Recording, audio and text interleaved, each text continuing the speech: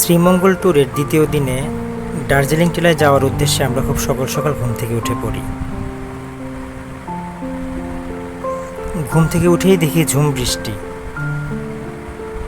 তাই বাইরে বের না হয়ে আমরা রুম থেকেই বৃষ্টি উপভোগ করতে থাকি।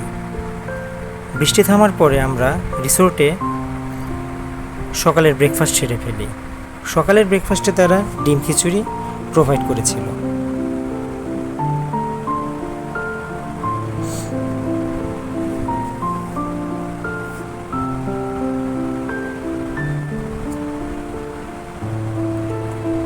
ব্রেকফাস্ট সেরে আমরা 10:30 চেক আউট করে রিসোর্ট থেকে বেরিয়ে পড়ি।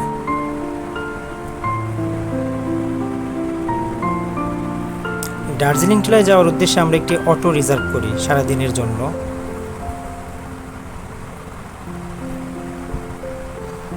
সারাদিনের জন্য অটোটি রিজার্ভ করেছিলাম 800 টাকা দিয়ে। আজ আমরা সারাদিন দার্জিলিং টিলা, লাওয়াছড়া জাতীয় উদ্যান, নীলকণ্ঠ এই 3টি স্পট ঘুরে দেখব।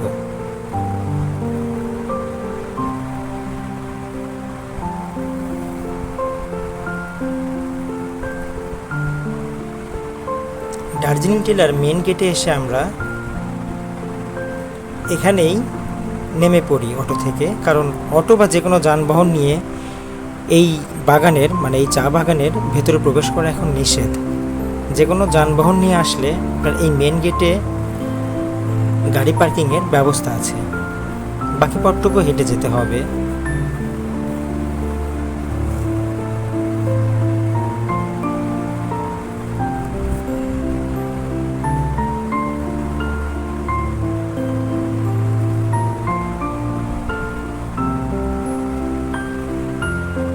বৃষ্টির কারণে রাস্তা কাদাযুক্ত ছিল, কিন্তু মেঘলা আকাশের কারণে আবহাওয়া ভালো ছিল।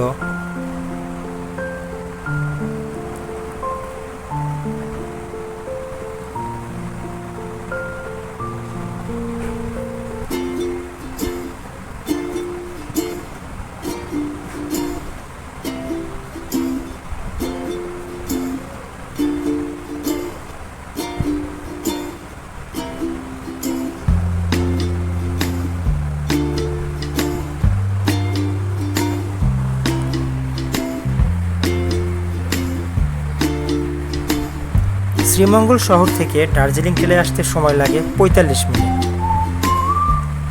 আর আমরা যে রিসোর্টে ছিলাম সেই রিসোর্টটি থেকে সময় লাগে 20 মিনিট, কারণ রিসোর্টটি শহর থেকে অনেকটা ভেতরে।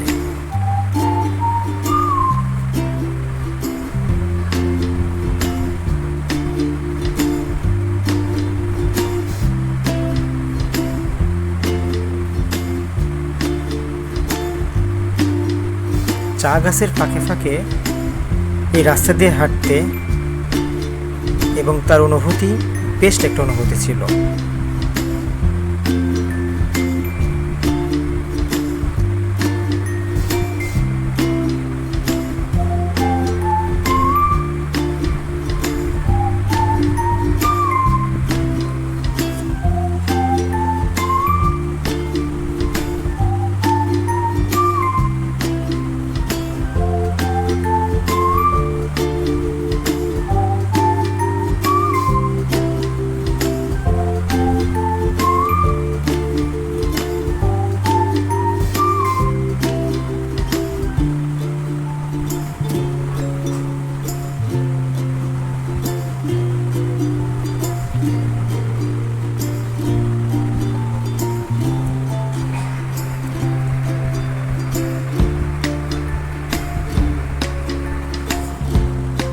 চা বাগানের মধ্যে মধ্যে এই বড় বড় লম্বা গাছগুলো চা বাগানের সৌন্দর্যকে আরো বৃদ্ধি করেছে।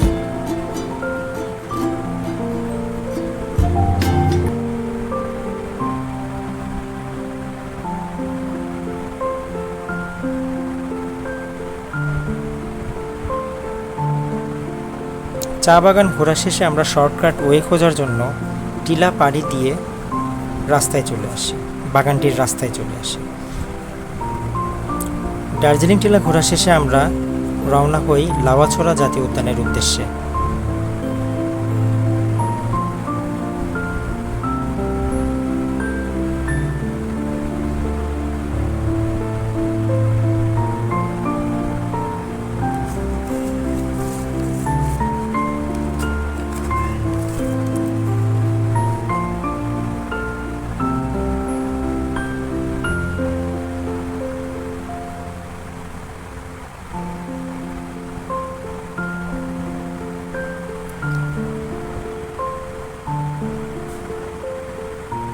দার্জিলিং টিলা থেকে লাওয়াছড়া জাতীয় উদ্যানে আসতে সময় লাগে প্রায় 1 ঘন্টা।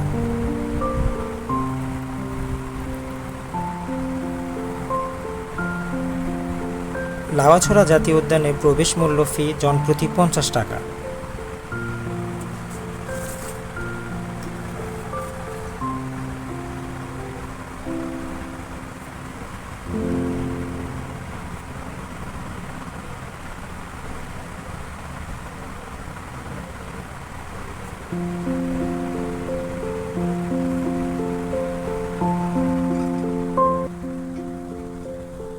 কিছুক্ষণ হাঁটার পরেই আমরা পেয়ে যাই সেই বিখ্যাত ট্রেন লাইন, যেখানে অস্কার পাওয়া Hollywood movie around the world in 80 days movie এর শুটিং হয়েছিল।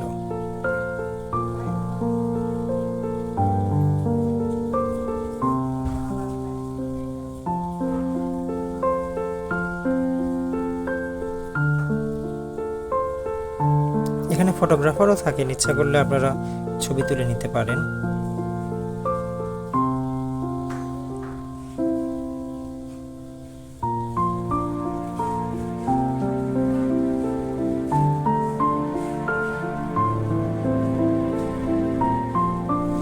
আপনারা যদি বনের গভীরে ঘুরতে যেতে চান অথবা খাসিয়াপল্লীতে যেতে চান, তাহলে 300 টাকা দিয়ে একজন গাইড ভাড়া করে নিতে হবে।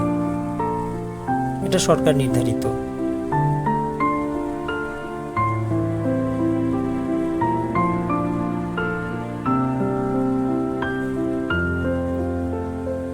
গাছে গাছে বানর দেখতে পাওয়া এখানে একটা কমন বিষয়।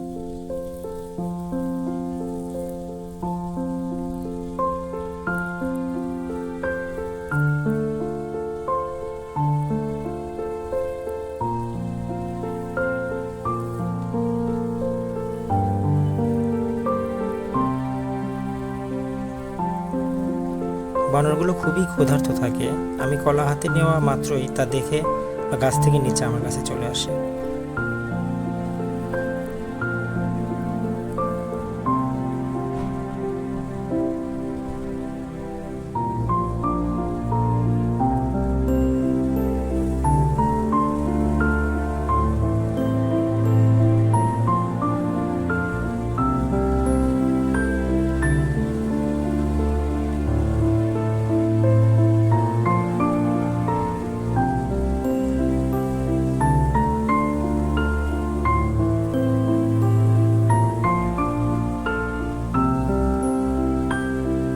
এই উদ্যানের গেটের সামনে আপনি অনেকগুলো পাহাড়ি ফলের দোকান দেখতে পাবেন।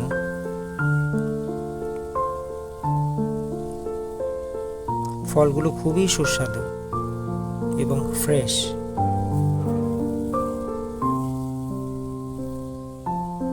পাহাড়ি কলা, আনারস, পেঁপে, আনারকলি। লাওয়াছড়া জাতীয় উদ্যান ঘোরা শেষে আমরা রওনা হই মণিপুরি পাড়ার উদ্দেশ্যে। সুন্দর চা বাগান, দুপাশে সুন্দর চা বাগান দেখতে দেখতে আমরা চলতে থাকি মণিপুরি পাড়ার উদ্দেশ্যে।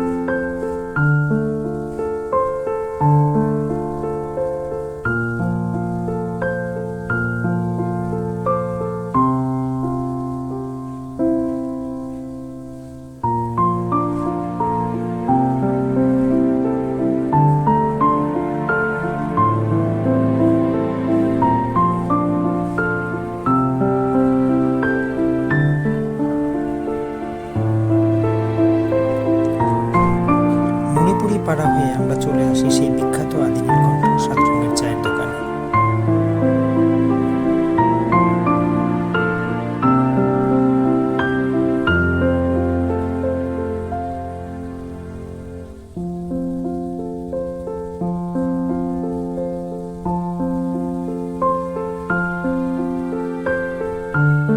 আমরা এখানে এসে 1 কাপ 7 রঙের চা অর্ডার করি 1 কাপ 7 রঙের চা 70 টাকা।